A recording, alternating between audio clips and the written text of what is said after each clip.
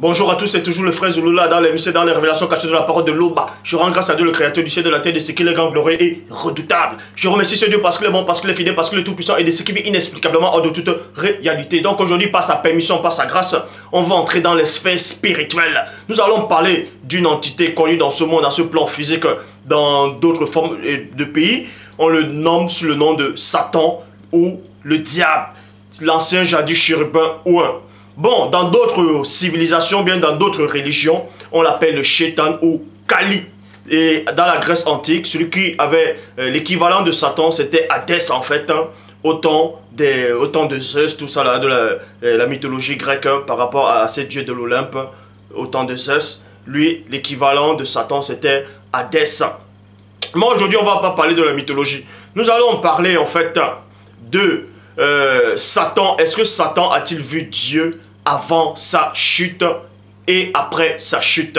Donc, quand il avait encore le rôle du chérubin jadis ou un, est-ce que dans ce temps-là, quand il marchait avec Dieu, est-ce qu'il voyait Dieu dans sa divinité, dans sa toute divine puissance? Parce que vous savez qu'il est dit dans Proverbe 19:2 que le manque de science n'est bon pour personne et le manque de révélation, c'est-à-dire de discernement, le manque de savoir. C'est ça qui fait en sorte que les gens puissent rester dans l'ignorance.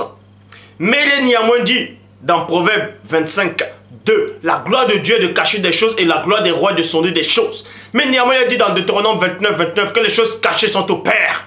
Et les choses révélées sont à vous, sont aux créatures, sont aux humains. Mais ce Dieu terrible et redoutable dit par son Esprit Saint, c'est-à-dire le Mundi Maloba, que les apôtres authentiques ont reçu dans Jean 20:22, dans Jérémie 33:3. Demande-moi et je te relèverai des choses cachées, des choses que tu ne sais pas. Donc aujourd'hui, on va entrer dans les mystères, dans les révélations même, comme j'ai dit, du plan spirituel très élevé. Ce que vous allez entendre aujourd'hui, vous n'avez jamais entendu cela auparavant. Et Satan a tout fait pour que je ne fasse pas cette vidéo. Mais celui qui contrôle le temps et l'espace a permis que cette vidéo sorte. C'est pour ça que tu es en train de la regarder. Pour ça, je vous exalte. Avant de vous exalter, vous savez qu'il y a plein de gens qui parlent de Satan, qui disent que Satan était... D'autres disent que Satan était le premier fils de Dieu. Oui, il y en a qui le pensent. Tandis que d'autres disent en fait que Satan a vu Dieu dans Job 1, verset 6. Parce qu'il est dit, soi-disant, que Dieu avait dit à Moïse qu'aucun homme ne peut le voir et vivre. Parce que le péché était enfermé dans la chair. C'est pour ça que la chair ne pouvait pas contempler Dieu.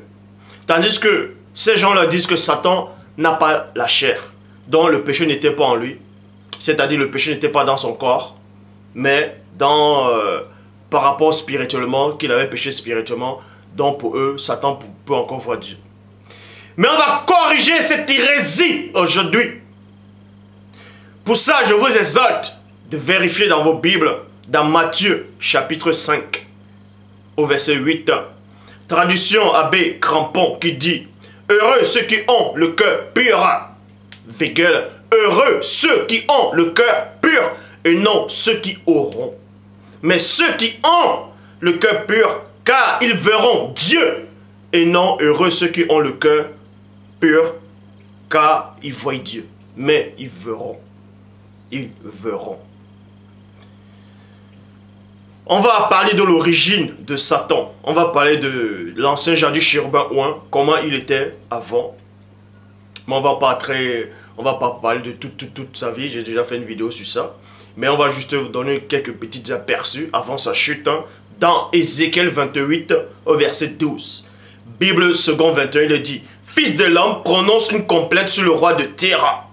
Tu lui annonceras 2 points. Voici ce que dit le Seigneur, virgule, Loba. Tu représentais la perfection. » On vous dit ici que l'ancien jadis chérubin, ouais, avant sa rébellion, il représentait la perfection. Dans la King James française, il est dit, tu étais le couronnement de l'édifice. Nouvelle Bible seconde. Tu mettais le sceau à la perfection. Bible du semeur. Tu étais un modèle de perfection. Traduction écuménique de la Bible. Toi qui scelles la perfection. Bible Ostréval. Tu étais le couronnement de l'édifice. Traduction John Nelson Darby. Tu étais la forme accomplie de la perfection. Voilà comment on décrivait Satan avant sa chute, avant la grande bataille spirituelle. Voilà comment on décrivait l'adversaire.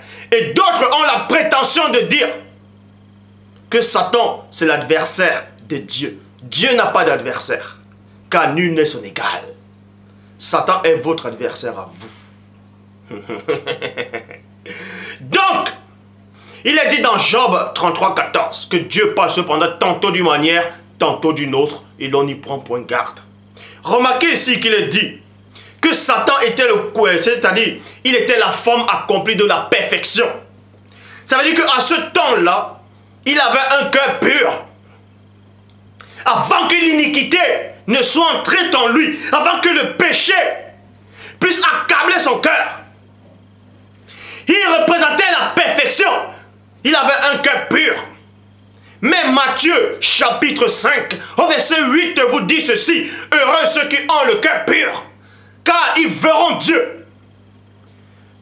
Et Satan, cette entité, avait été créée en tant que chérubin jadis ouin, pur, sans tache. Mais, est-ce qu'il avait vu Dieu, malgré qu'il avait le cœur pur? Pour ça, on va entrer dans les mystères, dans les profondeurs de la connaissance du ciel.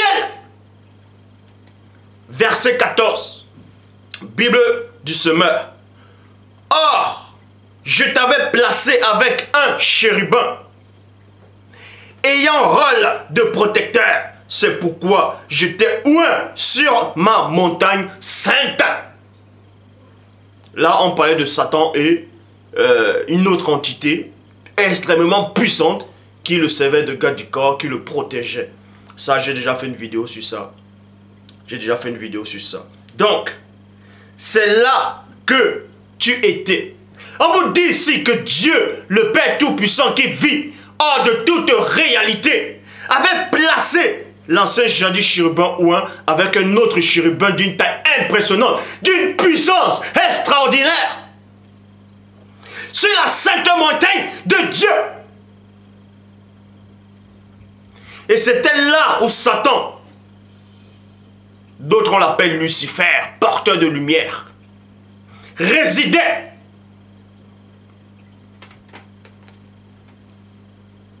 Donc remarquez dans cette révélation, je relis dans le verset 14 d'Ézéchiel 28, il est dit dans la Bible du semeur. Or je t'avais placé avec un chérubin ayant un rôle de protecteur, c'est pourquoi j'étais ouin sur ma montagne sainte. Point. C'est là que tu étais. C'est là que tu étais. C'est là que tu résidais. Et non, et non, et non, et non, auprès de moi. Remarquez ici qu'il n'est pas dit que Satan était auprès de Dieu, mais il était sur la sainte montagne de Dieu. On va vous révéler que la sainte montagne de Dieu n'était pas à côté de Dieu lui-même. Tu allais et venais au milieu des pierres, au feu étincelant. Et j'avais démontré que ces pierres-là, c'est d'autres... bref, les pierres étincelantes. Vous pouvez voir ma vidéo où j'avais parlé de l'entité qui protégeait Satan. Donc, traduction, Pirate Clama Liéné le dit, avec le chérubin, je t'avais placé, tu étais sur la montagne des dieux. Tu étais sur la montagne des dieux. Bible Shuraki, tu étais le sanctuaire d'Elohim. Mais je vous ai démontré que ça ne pouvait pas être le nom de Dieu. Bref, dans la Bible Shuraki, tu étais le sanctuaire de Loba. Donc le sanctuaire c'est quoi? Dans le thème biblique, hein, de la croyance, lieu dans lequel on célèbre un culte. Lieu dans lequel on célèbre un culte. Dont l'ancien Jadi Chérubin Ouin avait un pouvoir terrible. Il avait un rôle extraordinaire. Il avait une position incroyable. Mais, vous devez comprendre ici qu'il n'était pas à côté de Dieu lui-même. Pourquoi? Parce qu'il est dit dans Ésaïe 14, verset 13, Bible Chouraki. Et toi, tu disais à ton cœur, 2 points, je monterai au ciel, plus haut que les étoiles de Loba. Virgule. Je m'arrête dans la virgule et j'entre dans les profondeurs. On vous dit ici là dans Ésaïe 14, 13 que Satan était dans un endroit, mais il méditait dans son cœur qu'il voulait aller dans les sphères spirituelles parce qu'il ne résidait pas là-bas. Il était dans un lieu. Vous ne devez pas ignorer que dans le ciel divin, il existe différentes formes et sortes de créatures spirituelles. Les anges, les chérubins, trône, dignité, domination, autorité, les ophanimes. Il existe d'autres formes de noms et d'entités que je ne peux pas révéler maintenant. Mais toujours est-il que Satan disait dans son cœur qu'il va aller dans les sphères spirituelles, au-dessus des étoiles de Dieu. Et ces étoiles de Dieu-là correspondent à d'autres formes d'entités. Dans d'autres versions, on peut aussi les représenter comme des anges. Et ces étoiles-là aussi, ce sont les anges de Dieu. Mais d'une autre catégorie. D'une autre catégorie. C'est pour ça que Satan dit ici, là, qu'il va monter dans les sphères spirituelles. Plus haut que les étoiles du divin Père. Parce que Satan était dans un endroit, était dans un lieu, était sur la sainte montagne de Dieu. Dans un endroit très saint. Mais plus haut que Satan, dans d'autres sphères, toujours dans le royaume du Père, il y avait d'autres formes de sortes d'esprit qui étaient au-dessus du chérubin. Et eux là, dans cette version, on les compare aux étoiles de Dieu. En fait, ils sont toujours des anges, ils sont toujours des créatures spirituelles, mais qui sont avec Dieu, c'est-à-dire qui appartiennent à Dieu. Parce que vous ne devez pas ignorer qu'il est dit dans Apocalypse chapitre 12, au verset 7 à 9. Il y eut guerre dans le ciel, Michel et ses anges combattirent contre le dragon, et le dragon et ses anges combattirent, mais il ne fut pas les plus forts, et les places ne furent plus trouvées dans le ciel. Il fut précipité, le grand dragon, le serpent ancien. Parce que Satan, avant sa chute, même après sa chute, a des anges à son service. Chaque ange supérieur dans le royaume du Père a des anges. Mais on vous dit cela, que ces étoiles-là représentaient des anges d'une autre catégorie. Ils étaient au service direct du Père. Donc, ils étaient au-dessus du chérubin jadis ouin, malgré la position qu'il avait. Je relis Ésaïe chapitre 14 au verset 13. Bible Chouraki. Et toi, tu disais à ton cœur, 2 points, je monterai au ciel. Plus haut dont Satan veut monter ici, dans les sphères, comme je dis, très élevées. Et dans ces sphères très élevées, il existait d'autres formes de créatures spirituelles. Parce que plus votre rang est élevé, plus vous êtes grand spirituellement.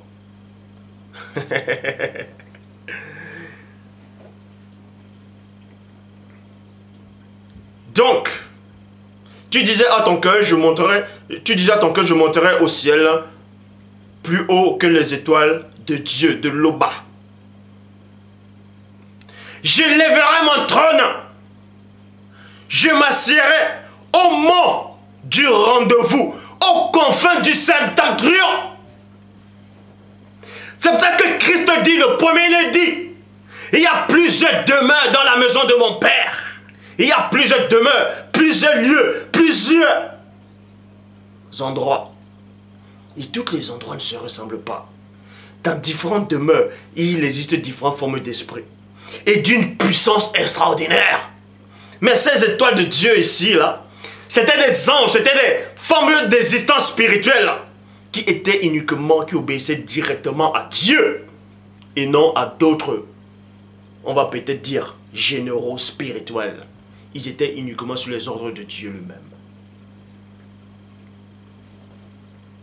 Quoique tous les anges sont sous les ordres de Dieu, mais eux là, ils obéissaient qu'à Dieu seul.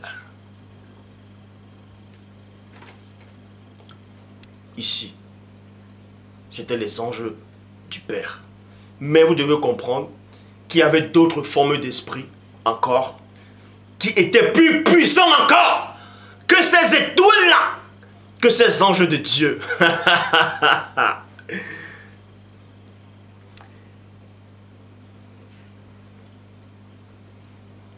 Pour ça, il est dit, dans la Bible, parole de vie, on entre plus en profondeur. Tu disais, je monterai jusqu'au ciel. Quoiqu'il était déjà dans le ciel divin, il était déjà dans le monde spirituel, mais Satan dit à son cœur qu'il va encore s'élever, il va encore monter dans d'autres sphères, parce qu'il y a plusieurs demeures dans la maison de mon Père. Donc il va encore monter dans d'autres demeures plus élevées et plus puissantes. Je monterai au ciel, je dresserai mon siège royal au-dessus des étoiles de Dieu. Au-dessus des étoiles de Dieu. Je m'installerai sur la montagne des dieux. Non, je m'installerai sur la montagne où les dieux se réunissent à l'extrême nord. Maintenant, ces dieux-là, qui sont ces dieux-là, qui sont encore au-dessus des étoiles de Dieu? Vous devez comprendre ici que c'est d'autres formes d'existence spirituelle, d'une puissance extraordinaire.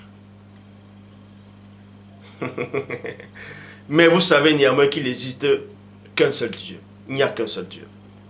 En fait, quand on parle des autres entités sur le titre de Dieu, c'est parce que la parole de Dieu, c'est parce qu'ils obéissent à Dieu. Ils obéissent à Dieu. Donc, selon ce que Christ dit, quand la parole de Dieu habite en toi, quand la parole de Dieu est en toi, quand tu obéis complètement à la parole de Dieu, c'est là où on dit tu es un Dieu, en fait. C'est pour ça qu'il dit. C'est pour ça qu'il est dit dans Psaume 82, verset 6. J'avais dit, vous êtes des dieux. Vous êtes tous les fils du Très-Haut. Pourquoi? Parce qu'ils obéissaient à Dieu. Mais ces anges, cet esprit-ci-là, connu sous le nom des dieux, c'est d'autres formes de catégories extrêmement puissantes, d'une puissance qui font pallier toute vie, toute existence, toute forme de vie qui sont inférieures d'eux. Donc Satan lui disait qu'il va aller au-dessus des étoiles de Dieu. Et il va encore monter, il va s'asseoir. Vous voyez? Parce que Satan avait compris ça. Il dit ici, Bible parole de vie, tu pensais 2 points. Je monterai jusqu'au ciel, je dresserai mon siège royal au-dessus des étoiles de Dieu. Point. Je m'installerai sur la montagne où les dieux se réunissent. Vous devez comprendre ici que cette montagne-là, elle est différente de la montagne qui se trouve dans Ézéchiel 28, 14. Il y a une montagne où d'autres formes d'entités se réunissent en fait, où se rassemblent. C'est là où on dit la montagne des dieux. Mais aujourd'hui, je ne vais pas vous parler de cette montagne. Au cas où ils se réunissent, qu'est-ce qui se passe là-bas? Vous devez comprendre que dans cet endroit-là, dans cette montagne-là, il y a des secrets. Il y a des secrets extraordinaires. Que certains anges, certaines créatures, dans le plan spirituel, ne doivent pas connaître. Ne doivent pas connaître. Mais vous ne devez pas ignorer qu'après cette montagne des dieux, il y a encore d'autres formes d'existence supérieures à ces entités. Mais le but de cette vidéo, ce n'est pas de parler d'autres hiérarchies spirituelles, d'autres formes d'entités. On va parler si Satan a vu Dieu avant ou après sa chute.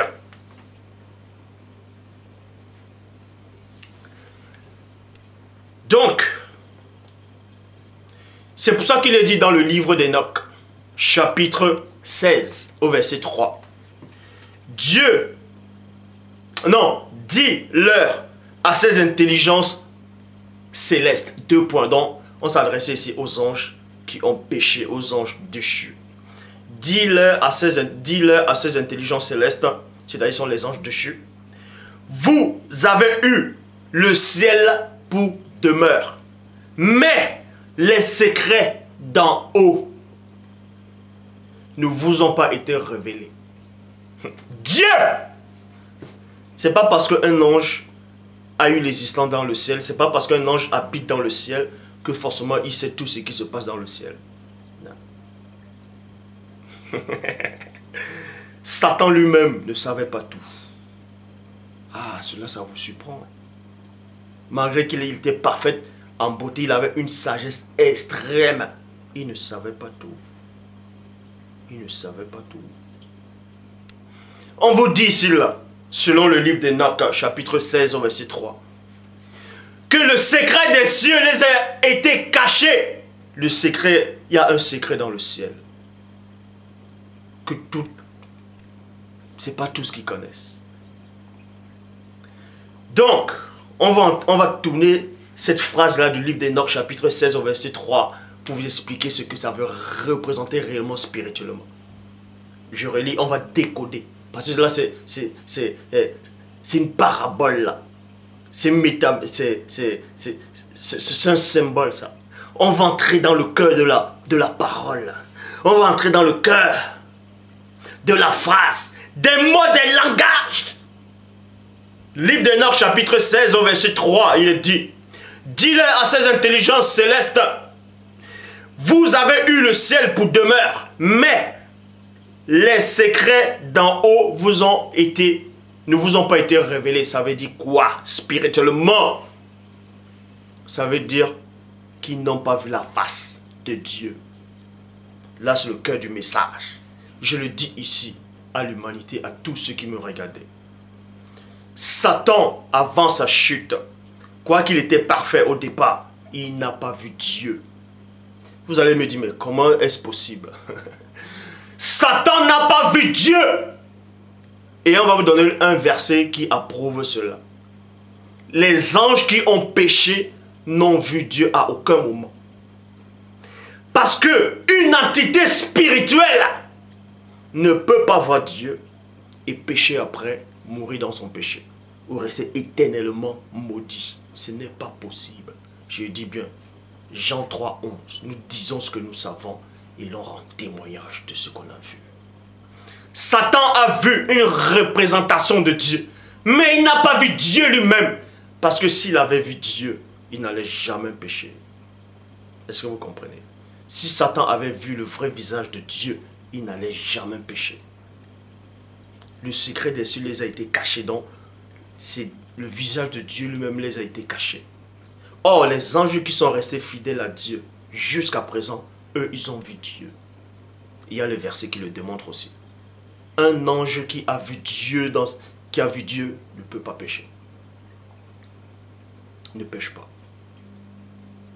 Sans cela où Jean aussi dit, celui qui est né de Dieu, qui a la semence de Dieu, il ne peut pas pécher. Parce que la semence de Dieu réside en lui. Il ne peut pas pécher. Vous allez me dire, Satan, tous ces, ils avaient le libre arbitre. Certes, ils avaient le libre arbitre. Ils avaient le libre arbitre. Mais celui qui a vu Dieu ne peut pas pécher. Ce n'est pas possible. Et on va vous le démontrer. Donc, Satan voyait juste une représentation de Dieu. C'est pour ça qu'il disait que c'est semblable au Très-Haut.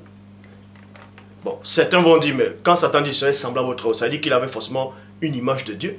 C'est pour ça qu'il va être semblable à ce qu'il est en train de voir. Ah non. Ah non. Ah non. Satan avait une représentation. De même qu'il y a des gens qui viennent raconter des hérésies, qui disent que Satan s'est transformé en éternel, c'est-à-dire parce que pour eux, l'éternel là c'est Dieu lui-même. Donc Satan s'est transformé en Dieu pour venir séduire David. Mais ça n'a pas de sens. Si Satan se transforme en Dieu, vous dites que c'est l'éternel qui se transforme en éternel pour venir séduire David à faire le dénombrement. Et que David obéit. Ben, ça veut dire que David savait que c'était Dieu. Donc ça veut dire que David connaît Dieu. C'est-à-dire David avait vu Dieu alors.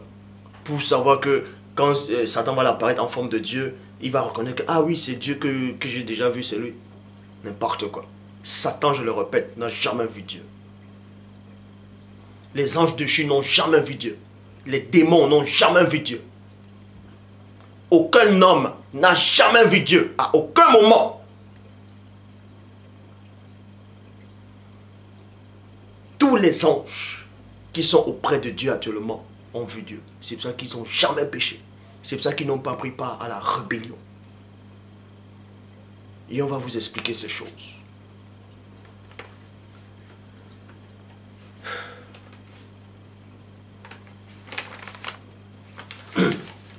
On va vous expliquer ces choses. 1 Jean, chapitre 3, au verset 6. Écoutez la révélation. 1 Jean, chapitre 3, verset 6 dit, King James française. Quiconque demeure en lui, virgule, en qui? En Dieu. Quiconque demeure en Dieu. Ça veut dire quoi, premièrement? Cela, c'est la virgule. Premièrement, ça veut dire quoi? Demeurer, cela, c'est quoi? Quiconque demeure dans sa parole. Quiconque demeure dans l'obéissance parfaite de Dieu. Virgule. Quiconque marche selon les préceptes de Dieu. Quiconque fait de Dieu ses délices. Quiconque demeure en lui. Y compris les anges. Quiconque demeure dans le royaume de Dieu, c'est-à-dire qui marche avec Dieu. Quiconque demeure en lui ne pêche pas. Quiconque pêche, virgule, quiconque, y compris les essences spirituelles. Quiconque pêche, virgule, ne l'a pas vu. Et ne l'a pas connu. Point. Nouvelle Bible seconde. Quiconque demeure en lui ne pêche pas. Quiconque pêche ne le connaît pas, virgule, il ne l'a jamais vu. Voilà. Ça veut dire, vu que Satan a péché, 1 Jean 3, 6 vous dit que celui qui demeure avec Dieu ou en Dieu ne pêche pas. Et celui qui pêche n'a jamais vu Dieu. La parole dit ici, Satan a péché donc il n'a jamais vu Dieu. Les anges de Dieu ont péché donc ils n'ont jamais vu Dieu. Vous qui dites que Adam avait vu Dieu au jardin d'Éden, faites très attention. Adam a péché. Adam n'a jamais vu Dieu. Aucun humain n'a vu Dieu. On vient vous raconter des hérésies. Moïse, Aaron, Nabat, Abihu et 70 anciens d'Israël ont vu le Dieu d'Israël. N'importe quoi. Personne n'a jamais vu Dieu. Vous savez qui est Dieu? Mais vous limitez Dieu. Vous voyez, on vient d'écrire que Dieu, il dit à Moïse qu'il va passer. Et que Moïse ne peut pas le voir de visage parce qu'aucun homme ne peut le voir vivre. Mais tu me verras du dos. Donc, il voit le dos de Dieu. Et les gens écrivent ça. Ah, Moïse a vu le dos de Dieu. C'est pour ça qu'il n'est pas mort. Mais vous imaginez l'hérésie que vous êtes en train de dire. Ça veut dire que Dieu est limité si on voit son dos et qu'on ne meurt pas. Les chérubins, vous savez qui sont les chérubins? Vous savez qui sont les chérubins? Les chérubins ont plein d'yeux partout. Ils ont plein d'yeux partout. Sur la tête partout, sur les plans partout, partout. Même derrière. Un chérubin n'a pas besoin de tourner la face pour te voir. Ou pour vous voir. Juste son dos. Il a les yeux partout, il vous voit du dos. Or, Dieu, en soi-disant, vous écrit que Moïse a vu le dos de Dieu. Donc, ça veut dire que le dos de Dieu n'a pas pu voir Moïse. Donc, les chérubins que Dieu lui-même a créés ont plus de capacité que les créateurs. Donc, avant de venir parler de Dieu, du Tout-Puissant, il faut savoir qui il est. Faites très attention. On ne rigole pas avec le divin. Car ce n'est pas sa volonté. Ce n'est pas sa divine puissance qu'il a créé les cieux. Qu'il a créé la mer céleste. Il a pensé. Il a eu la volonté. Et ça a existé. Faites très attention. Dieu existe. Il vit inexplicablement hors de toute réalité. De tout ce que vous pouvez concevoir. Je le dis encore, aucun humain n'a vu Dieu. Aucun humain n'a entendu sa voix.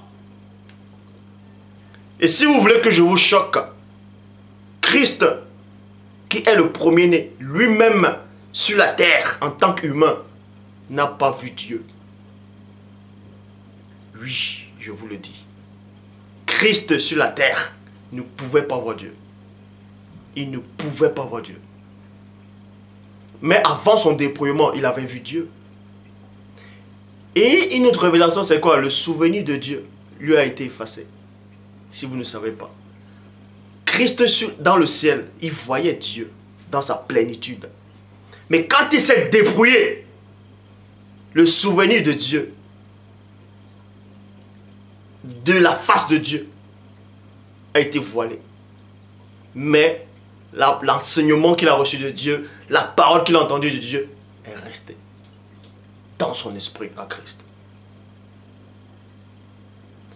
Parce que si vous avez vu Dieu auparavant, si toi, supposons que tu as vécu dans le ciel, tu t'es dépouillé, et que tu es humain, et que tu as le souvenir de Dieu, avoir le souvenir de quelqu'un, tu es en train de le voir. Puisque Christ dit quoi?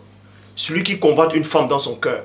Convoiter, c'est quoi? C'est d'avoir les pensées dans la tête. Vous êtes en train de penser, vous êtes en train de voir une image. C'est déjà un péché, vous allez déjà matérialiser ça dans le plan spirituel. Donc quand vous avez une image, quand vous avez une pensée, peut-être de votre papa, ou bien de votre femme, de votre mari, de votre frère, peu importe, vous pensez à quelqu'un qui vous est cher, mais qui est loin, vous voyez son image. Ouais, spirituellement, vous êtes en train de le voir. Spirituellement, vous le voyez.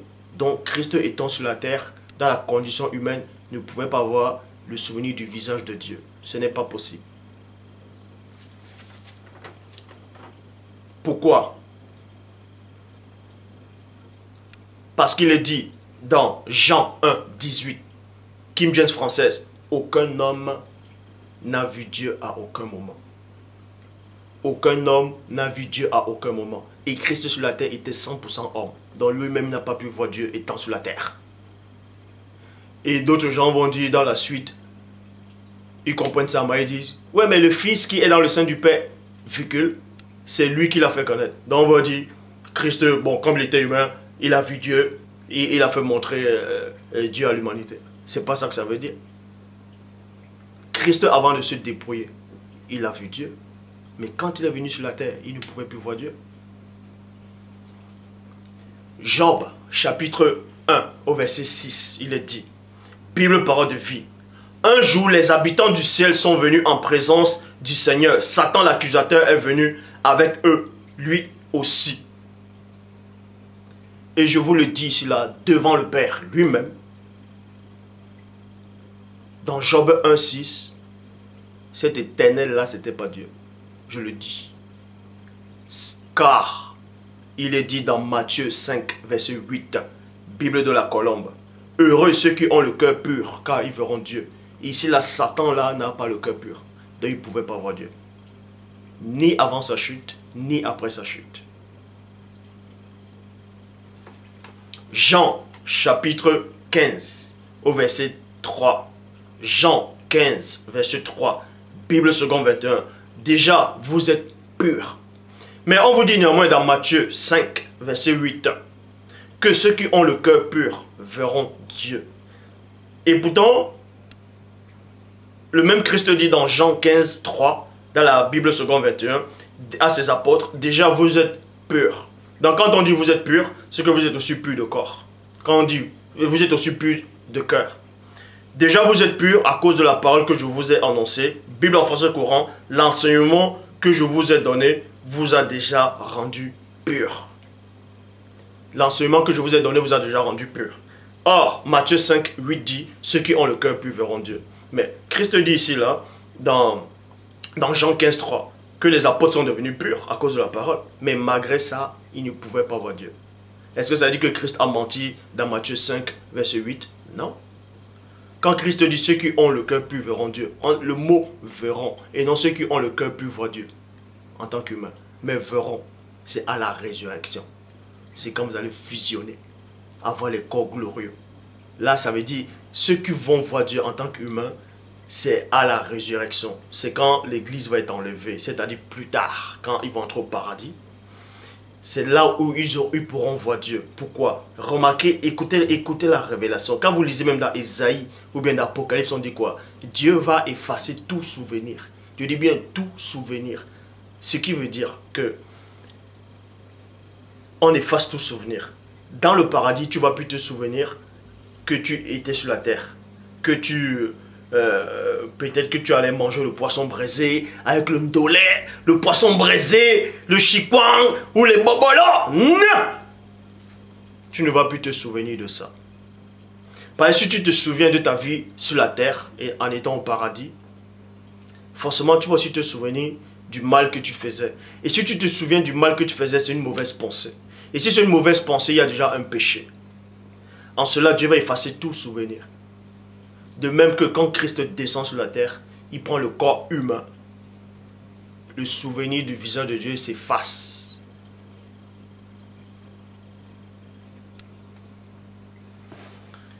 Les apôtres, malgré qu'ils ont été purs, ils sont devenus purs, ils ne pouvaient à aucun moment voir Dieu. Et Jean lui-même a reçu cette révélation.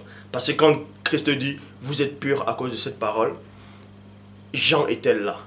Et Jean aussi, plus tard, le Saint-Esprit a donné cette révélation. C'est pour ça qu'il dit dans 1 Jean 4, 12, Nouvelle Bible seconde, personne n'a jamais vu Dieu. Malgré que Jean était pur, il n'a pas vu Dieu. Parce qu'en étant dans la chair humaine, tu ne peux pas voir Dieu. Même si Adam avait été créé pur, il ne pouvait pas voir Dieu. Parce que il a péché. Plus tard, il a péché. Ça, c'est le mystère de la sainteté même.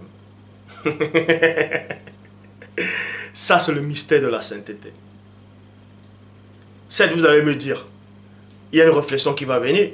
Dieu savait que Adam allait pécher. C'est pour ça que Dieu n'a pas permis que Adam puisse le voir à aucun moment. Ah, les mystères de la sainteté. Les mystères du Tout-Puissant. Matthieu, chapitre 18, au verset 10. Bible des peuples. Faites attention à ne mépriser aucun de ces petits. Je vous assure que les anges, que leurs anges dans le ciel voient constamment le visage de mon Père des cieux. Vous voyez? Les anges voient constamment le visage de mon Père qui est dans les cieux. Et même quand Christ dit, au jour de la résurrection, il s'adresse à ceux qui marchent avec Dieu, ne vont pas se marier, tout ça là. Ils ne prendront ni de mari ni de femme parce qu'ils seront comme les anges de Dieu. Je dis bien comme les anges de Dieu et non, ils seront les anges de Dieu. Ceux qui pensent que les humains au paradis seront des anges, c'est faux. Vous serez comme. Vous allez avoir cette nature-là, c'est-à-dire cette notion de ce péché-là va disparaître en fait. Donc, en étant comme les anges de Dieu, on a précisé les anges de Dieu. Là, vous pourrez voir Dieu. Mais tant que vous êtes dans un corps physique, peu importe votre sainteté, vous ne pouvez pas voir Dieu. Vous allez peut-être voir une représentation. Et voir une représentation de quelqu'un n'est pas la personne. Hébreu. Hébreu, chapitre 9, au verset 24. Bible de l'épée. Car Christ n'est point entré dans un sanctuaire fait de main d'homme, image du véritable, mais dans le ciel même. Dans le ciel même. Ça veut dire quoi? On vous dit ici, là, je vais vous décoder ce passage dans Hébreu 9, 24, qui veut dire que Christ n'est pas entré.